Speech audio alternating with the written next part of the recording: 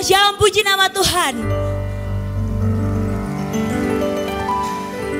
Ya, senang sekali hari ini saya bisa berjumpa dengan saudara-saudara sekalian. Perkenalkan, nama saya Laura Lazarus.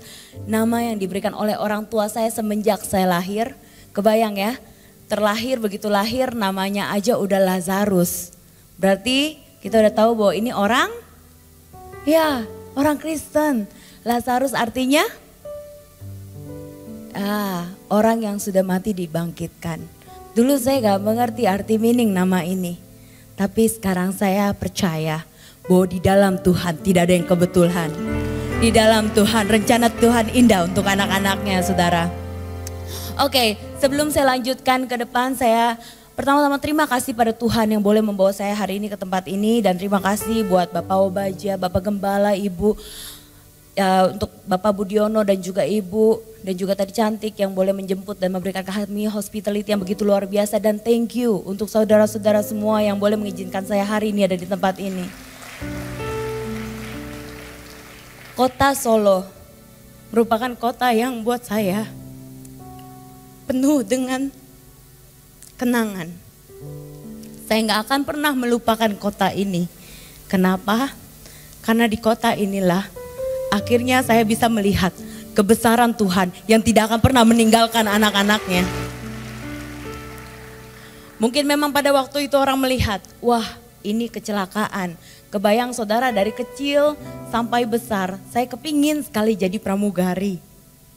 Pada waktu tadi pesawat mendarat, tepat di kota Solo,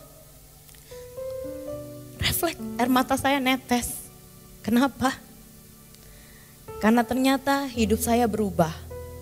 Mungkin sekeliling saya berpikir, wah Laura tamat sudah. Laura gak ada lagi. Semenjak dia mengalami kecelakaan di mana pesawat tempat saya bertugas hari itu pada waktu mendarat tiba-tiba pesawat ini keluar landasan, nabrak pagar dan berhenti tepat di atas kuburan. Itu terjadi di tahun 2004. So hari ini saya masih bisa bertemu dengan saudara-saudara sekalian. Hari ini masih bisa berjalan dengan tongkat dan masih diberikan kehidupan.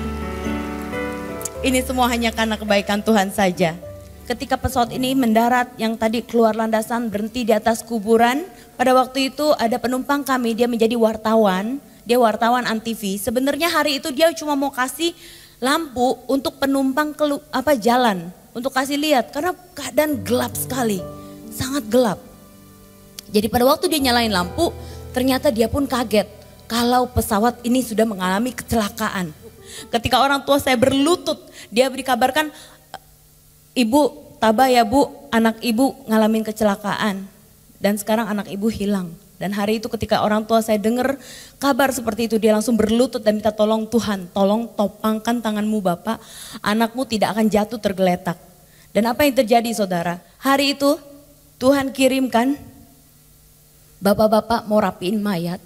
Karena hari itu bapak-bapak tersebut ditanya sama papa saya, kok bisa tolong anak saya? Dan bapak-bapak ini bilang, pada waktu dia sendiri gak tahu sebenarnya dia mau tolong saya. Tapi pada waktu dia mau rapiin mayat, dia mendengar ada orang yang merintih sakit tolong, dan itu adalah tubuh saya. Dan kebayang saudara, saya percaya bapak-bapak tersebut adalah perpanjangan tangan dari Tuhan. Ketika orang tua saya berlutut minta tolong pada Tuhan. Kejadian terjadi di Solo dan orang tua saya berdoa di Jakarta. Hari itu saudara, dengan kecelakaan itu mengakibatkan muka saya ini hancur di sebelah kanan. Tulang pipi saya itu tadinya kebacok, tapi remuk. Jadi matanya jatuh ke bawah, tangannya copot, pinggangnya patah dan kakinya patah. Patahnya seperti yang tadi saudara bisa lihat, dengan keadaan daging betisnya itu hilang sebesar tangan. Usia saya pada waktu itu 19 tahun. Hari itu saudara, saya seorang anak yang setiap kali dibilangin orang tua gak pernah mau dengar. Tapi dalam keadaan saya hancur dan terluka, Tuhan buka mata saya. Bahwa ternyata orang tua saya yang tidak pernah saya hormati, dia tetap terus ada menemani saya. Kalau orang tua saya aja yang di bumi bisa seperti ini. Dia gak lihat apa yang saya lakukan, tapi dia tetap tulus merawat tubuh saya. Saya melihat apalagi Bapak saya yang ada di surga. Beri kemuliaan buat Tuhan. Saat dalam keadaan, saya sadarnya itu setelah udah mengalami koma selama 3 hari. Ya, ketika dalam perjalanan akhirnya saya boleh 7 tahun kemudian baru menyadari ternyata saya mengalami perjalanan dekat dengan kematian. Di mana saya sempat berjalan dalam keadaan gelap, terus udah gitu saya melihat ada satu buah jam dinding yang besar dengan keadaan separuh gelap dan separuh lagi terang. Saya dipaksa ke arah yang terang, tidak bisa melawan. Dan sampai sana ternyata ketika saya lihat ada satu sosok pribadi waktu di arah yang terang itu ternyata saya pikir tadi matahari, ternyata enggak, ada orang di situ, tapi orangnya besar sekali, wajahnya enggak bisa saya lihat. Dan dari sana ada suara yang berkata, kamu harus kembali, masih ada yang harus kamu ceritakan. Ya, berikan kemuliaan buat Tuhan. Saya enggak tahu apa itu, tapi saya percaya sekarang itu adalah perjumpaan pribadi saya dengan Bapak, karena dari situ saya bisa merasakan cintanya yang begitu tulus luar biasa.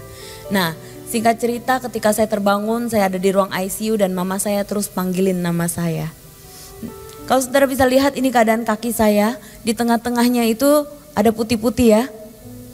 Ya kelihatan ya, benar itu tulang kaki saya. Jadi dengan keadaan pen itu nancep sampai ke tulang. Butuh proses dan waktu yang begitu lama. Total operasi yang saya harus jalani banyak sekali.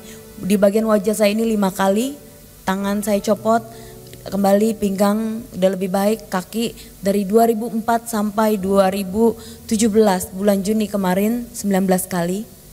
Banyak sekali saudara. Tapi seperti yang saudara lihat hari ini, saya masih bisa berdiri tegak. Itu semua hanya karena kekuatan dari Tuhan saja.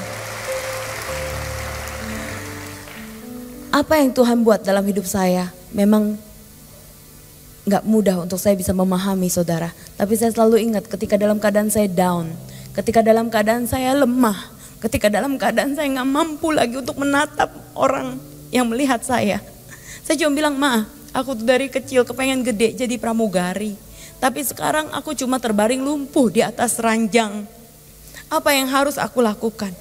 Dan saya selalu ingat orang tua saya selalu bilang, mama saya, nah dalam setiap apapun yang terjadi dalam hidupmu, tetap bilang Tuhan Yesus itu baik. Mama yakin Tuhan akan buat kamu normal, jauh lebih cantik daripada sebelumnya. Saudara, gak gampang saudara, muka penyok, mata keluar. Bagaimana saya bisa lihat gambaran cantik itu? Tapi sekali lagi, dalam keadaan seperti itulah, saya gak akan lupa lagu G.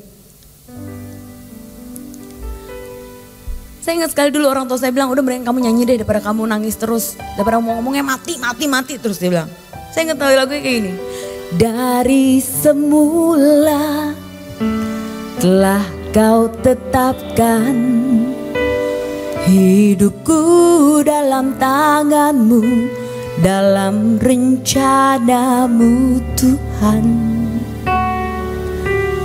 Rencana indah telah kau siapkan bagi masa depanku yang penuh harapan. Mari kita nyanyi sama-sama, semua baik.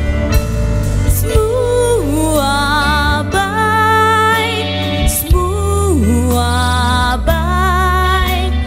Apa yang telah kau perbuat di dalam hidupku, semua baik, sungguh teramat baik. Kau jadikan hidupku berarti.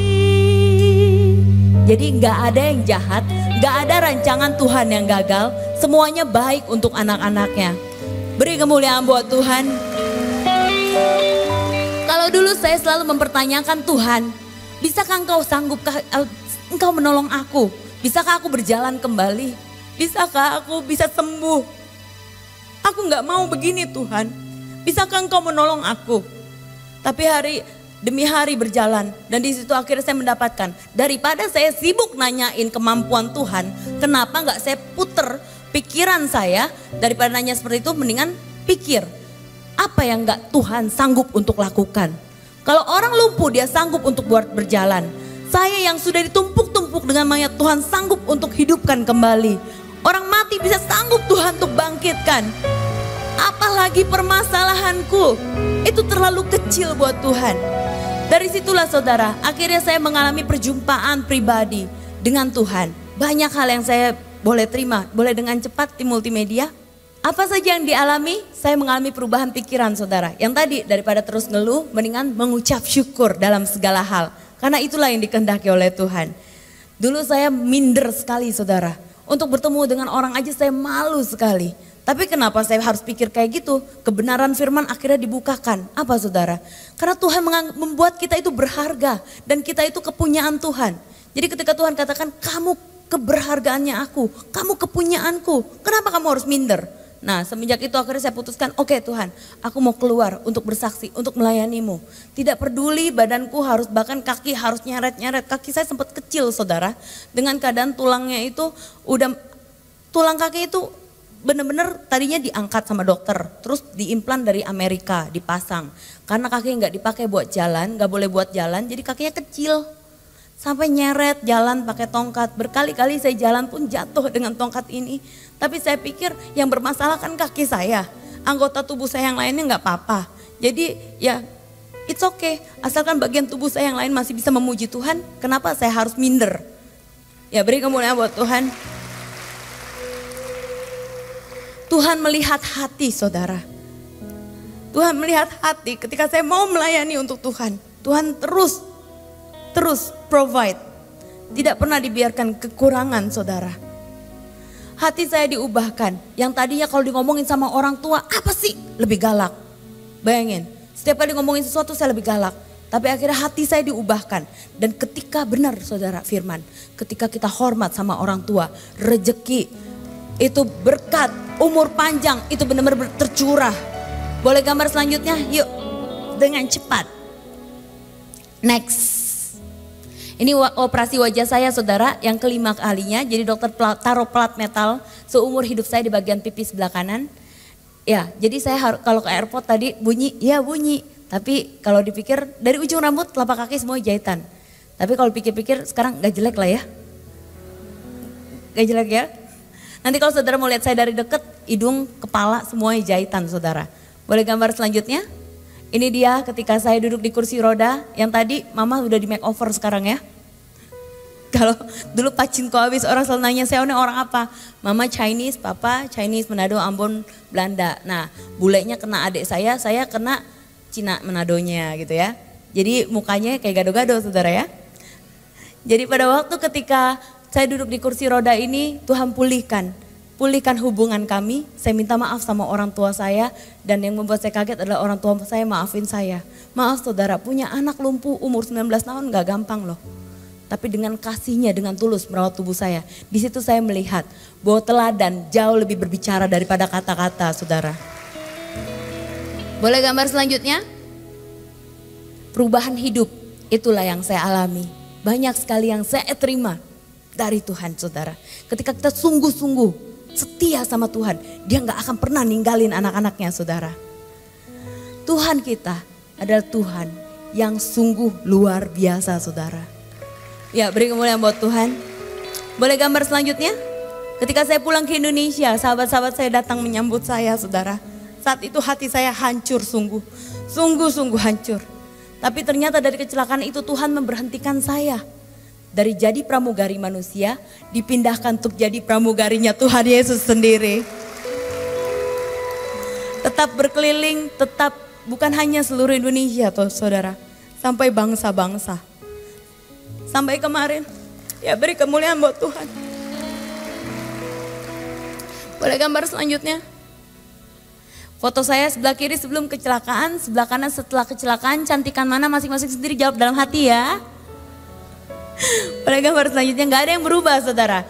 Anak-anak Tuhan itu hatinya itu kalau punya Tuhan, hidupnya penuh dengan sukacita. Tantangan, badai, topan apapun dalam hidupnya tidak akan mempengaruhi sukacitanya. Jadi coba lihat di sebelah kiri, sebelah kanan, coba cantik-cantik, ganteng-ganteng gak? Penuh sukacita hari ini? Amin. Boleh gambar selanjutnya? Ini dia sebelah kiri.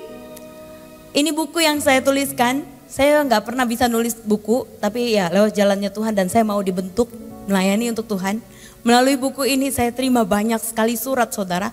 Di mana ada surat-surat yang ngomong, ya kakak begitu saya baca saya terinspirasi sekali. Saya nggak jadi bunuh diri, saya jadi semangat baru. Saya bilang itu semua hanya karena Tuhan saja. Di sebelah kiri ini bukunya sudah bagus saudara. Dulu waktu saya nulis saya nggak tahu siapa yang mau beli saudara. Bayangin, dulu covernya merah. Dan ketika buku ini terbit ternyata promosi itu selalu datangnya dari Tuhan. Ketika buku ini ada di toko buku, ada bapak-bapak jalan-jalan di toko buku beli buku saya, dan bapak-bapak ini adalah Andi F. Noya. Dan saya diundang dalam acara Kick Andy saudara. Gak sampai 1 tahun buku ini laku begitu banyak, puluhan ribu kopi. Jadi sekarang buku ini saya pakai untuk balik lagi menghasilkan buah-buah. Kalau saudara lihat lambang ini di toko buku Gramedia, itu punyanya Tuhan yang boleh kami dipercayakan untuk dikelola. Boleh gambar selanjutnya? Banyak buku, banyak sekali saudara yang gak bisa kami taruh satu persatu. Tapi sekarang yang sedang kami siapkan adalah tangan Tuhan sedang merendah. Jadi ibu-ibu, bapak-bapak, jika ada yang punya kesaksian, nanti akan lihat di akhir kesaksian saya akan taruh alamat untuk bisa dikontak. Banyak sekali yang Tuhan buat dalam hidup saya. Banyak sekali saudara. Kalau hari ini ketika saya mendarat di kota Solo, air mata saya menetes. Begitu banyak menyimpan kepedihan. Kenapa? Karena teman yang duduk di sebelah kanan saya kepalanya hancur ketika meninggal. Kapten yang duduk di belakang saya meninggal saudara. Semua penumpang bisnis meninggal. Sekeliling saya semuanya meninggal. Saya bertanya kepada Tuhan, kenapa saya harus menjalani pengobatan dari 2004 sampai begitu lama? Pernah saya bertanya seperti itu. Harus ngalamin kelumpuhan. Kenapa Tuhan? Kenapa aku gak ikut aja sama mati sama teman-temanku? Tapi apa yang terjadi saudara? Kalau Tuhan katakan belum waktunya, justru aku masih kasih kamu kesempatan untuk memuliakan namaku. Pakai itu. Sekarang kebayang Tuhan begitu baik dalam hidup saya. Jika saya putuskan untuk berhenti melanjutkan hidup saya pada waktu itu ketika ngalamin kecelakaan itu. Jika saya putuskan untuk tidak bangkit kembali, mungkin saya gak bisa terima begitu banyak yang Tuhan sediakan untuk saya. Sampai bulan Maret kemarin, ada waktu ketika saya diundang oleh pemerintah Korea. Untuk pemerintah Korea meminta bantuan untuk buku-buku di Korea diterbitkan di Indonesia. Di situ di satu ballroom itu saya didudukan dengan, ternyata firman berbicara kembali. Aku akan mendudukan engkau dengan para raja-raja. Dari Vietnam, dari Thailand, dari China, dari seluruh dunia saudara. Siapa saya? Saya bukan siapa-siapa. Tapi saya punya Bapa yang sangat-sangat luar biasa saudara. Penantian begitu panjang, terus berharap pada Tuhan apapun keadaanmu.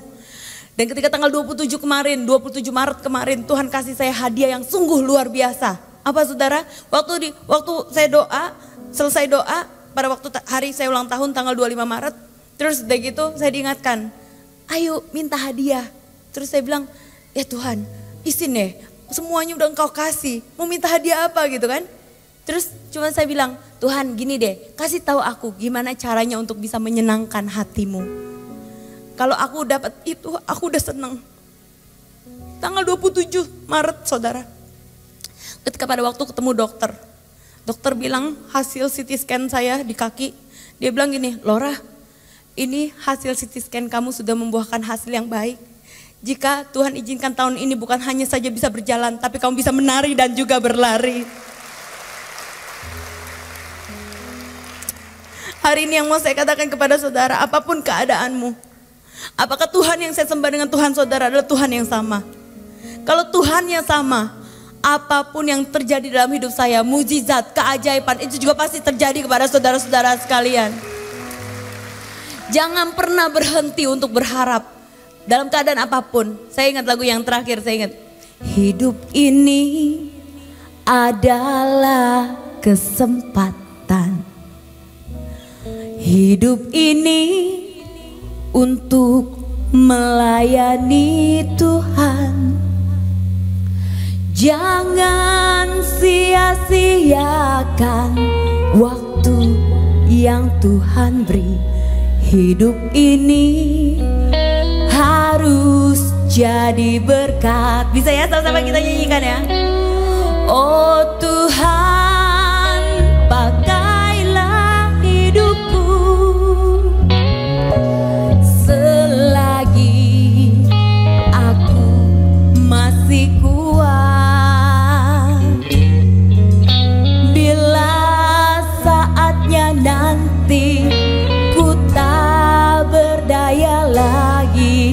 hidup ini sudah jadi berkat.